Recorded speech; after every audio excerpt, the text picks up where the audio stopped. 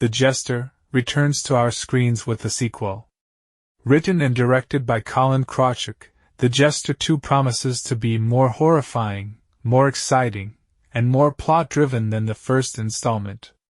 The masked villain returns to pester the mortals on Halloween once again, and just like before, it's almost impossible to escape his spells and tricks. But this time, someone dares to challenge the Jester's cockiness, and she is just a 15-year-old magician. As usual, the Jester was on the hunt for vulnerable targets, and as soon as night fell, he began stirring up trouble. His first target was a love-struck young man who never managed to gather the courage to approach his crush. If it would have been any other day, you would have run away from a man in a terrifying mask, but it's Halloween, and the scarier your costume, the cooler you are. So, the Jester had no trouble attracting targets. His innocent victims were always at first impressed by his swift moves and his card tricks, and by the time they realized that he was no ordinary man, the Jester had already set the stage. It was impossible to escape from him, and the interactions always ended with a bloodbath. At a diner, the Jester came across a young girl, Max, seated alone at a table. It was obvious that she was a lonely teen and therefore a perfect victim for the masked villain. He followed his usual pattern and gestured for Max to pick a card. He had not the slightest inkling that the young girl seated across from him at the table was a budding magician. She was obsessed with magic tricks, and even though her mother thought it was odd for a 15-year-old to be so excited for Halloween, Max genuinely looked forward to a night of trick-or-treating. She was in a gloomy mood before the Jester showed up. She didn't have friends to hang out with, and her mother was not eager to take her trick-or-treating with her young sister. She also felt extremely self-conscious when her classmates at the diner laughed at her. So, when the Jester showed her a deck of cards, she was delighted. Considering people usually entertained him at first, Jester didn't really think Max was any different.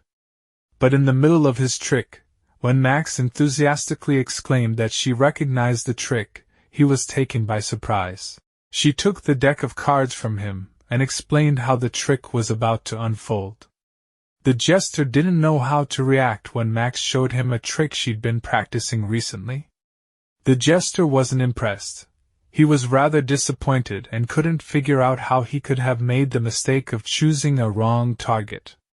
He left the diner, upset, but as you can already guess, the Jester and Max's interaction was not limited to this one meeting. They crossed paths once again, and this time it was not just for a magic trick. The problem with the Jester was the lack of motive. A masked man, with supernatural powers, randomly killing people works for a short film, but when it comes to a feature, it is just not enough. The lack of a motive or a lore to tie things together resulted in a half-baked horror experience. Colin Krawchuk, evidently, made notes, and the sequel tries to compensate for the shortcomings of the first installment. During our conversation with the director, he mentioned that it was only after he was offered to make a sequel that he realized the limitations of having a masked character who only communicated through gestures. The need for someone to explain/communicate the lore or motive behind the Jester resulted in the development of the Max character.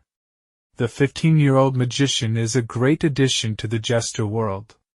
Her innocence, her fascination with magic, and her genuine kindness make her a character you would want to root for. While the Jester and Max share the same love for magic, they offer the typical contrast that you would expect from a protagonist and an antagonist. The ending of the Jester 2 is thrilling and laden with suspense. Stylistically, the Jester 2 is like any typical low-budget exploitation horror. Some below-par acting from the additional cast, a typical background score with a generous sprinkle of horror sound effects, and a lot of screaming. There were a few funny moments in the sequel, such as the scene where Jester's tricks didn't work on a trio of friends. I also chuckled when one of the firefighters ended up with dangling eyeballs. You know it's just bad prosthetics, and that makes it all the more funny. You would expect such visuals from a low-budget film, and I think that just adds to the overall aesthetics. Also, the Jester's mask has got an upgrade. It's way creepier and makes his appearance a lot more sinister than in the first installment.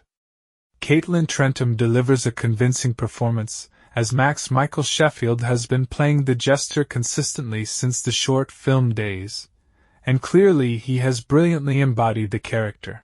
From a series of short films to now a feature sequel, Colin Krawchuk's The Jester franchise has come a long, long way. We all love a good slasher, especially one that has a masked killer involved, and perhaps that explains why The Jester is returning to our screens. The Jester 2 is going to be an entertaining watch if you belong to the dedicated fan base for low-budget indie horrors. Setting aside the stylistic preference, The Jester 2 undoubtedly redeems itself after a lackluster first installment.